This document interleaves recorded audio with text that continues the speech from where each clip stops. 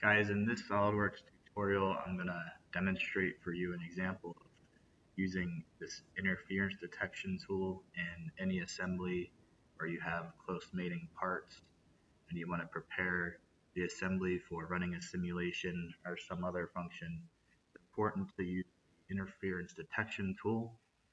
So right now we have an assembly here. We're going to click this. We're going to select our entire model here, and we're going to select this calculate.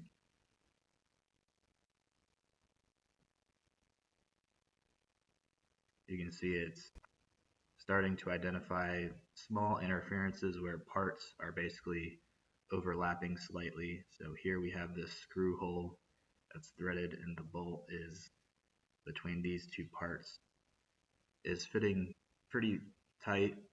Not sure if that'll run in SolidWorks simulation, and it identifies all the other areas too.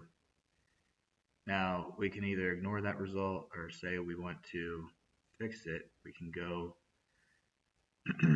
to our parts here. What happens when we just increase the size, just so you can see the difference. So we'll make that slightly bigger.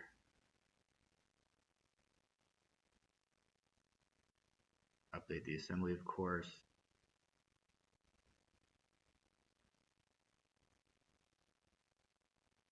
We'll bump this up in diameter.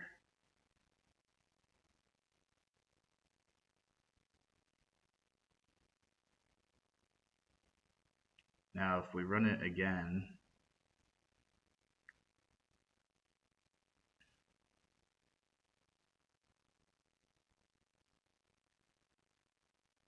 you'll see the difference now. So we'll calculate again.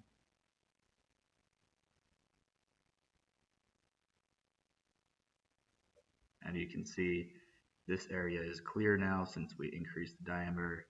Still showing over here, but just a handy tool to run on assemblies before you prepare them for simulation.